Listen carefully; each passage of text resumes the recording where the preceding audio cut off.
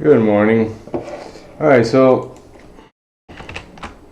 interesting price action yesterday. We had a crazy day with all the rumors about firing Powell. We came down, broke the previous week's low, and then we had a buyer stepping in. We spent the whole rest of the day one time framing up, and got back to the 20-day point of control. So now we have this nicely established range, and with tails on the top and on the bottom. So we broke the previous week's high and the previous week's low. So it's an outside week so far. We had this low volume node that we're about to break right now, which was the resistance that it's missing to clean up, to go back to to Wednesday's value area high, which is up here at 63.27. So to me, holding above this low volume node targets this high volume node right here and the value area high from Wednesday. And then from there, looking for a continuation to see if we can retest the highs and finally get to those bullish imbalance targets that I had. But then if we fail to hold above these highs, then that's gonna be a failed breakout, which means that we're likely gonna come back to that 63.03.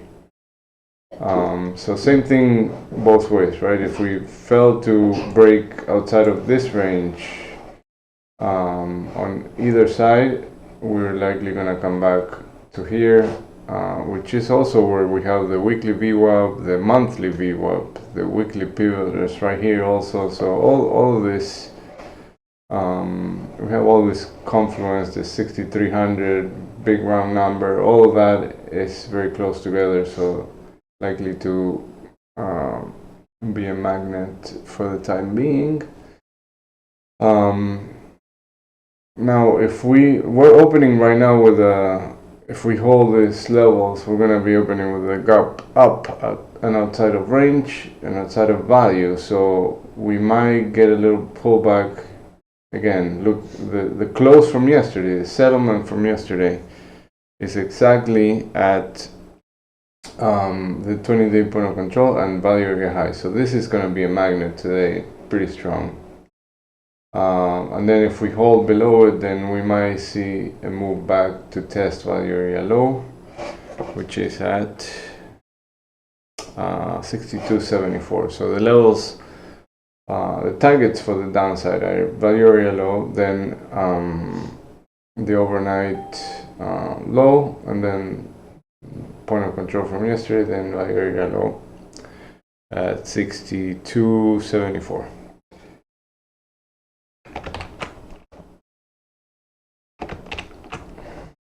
NQ.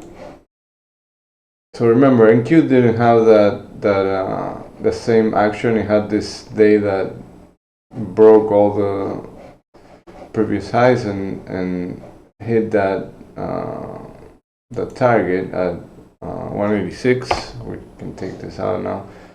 Now we are sweeping through value from this session.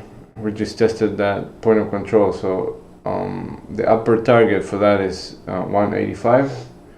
And then if we break the high and hold this, then I had another bullish imbalance here from this session, and the target is 345, 23,345. So that's what I'm looking for on the upside if we break this highs from Wednesday. The 20-day point of control is down here exactly at 23,000. So if we fail to break above, hold, look for 23,000.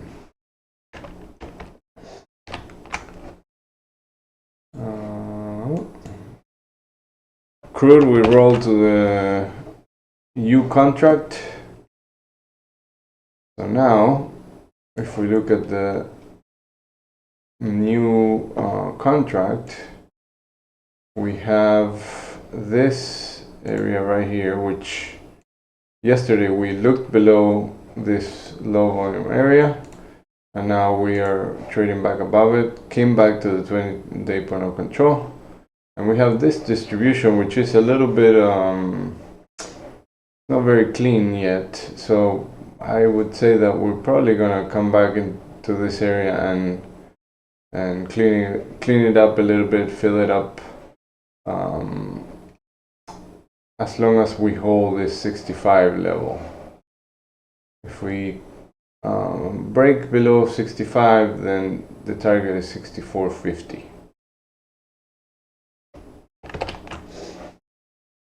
And gold,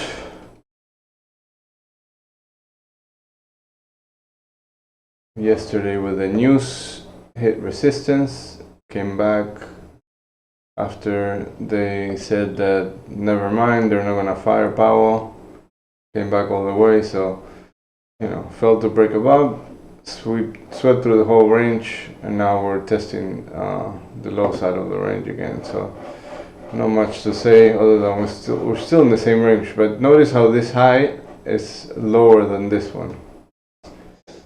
So now we have to see. So we took this low, but we have to see. I think the next target is down here at the 32.92 area, 32.90, and then we're likely gonna find buyers in this area. We'll see. All right. The big set of news is already out of the way, but we have Fed speaking around noon.